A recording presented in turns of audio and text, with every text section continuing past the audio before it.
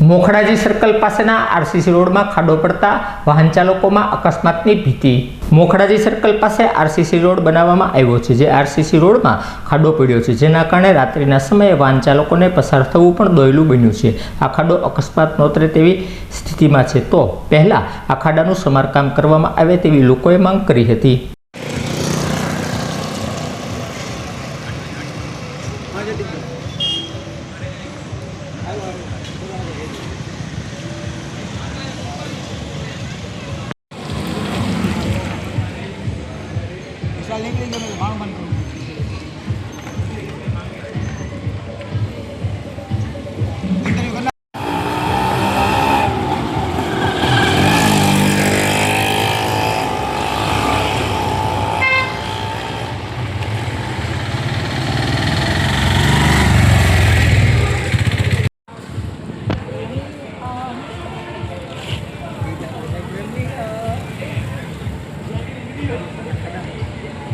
Ganem.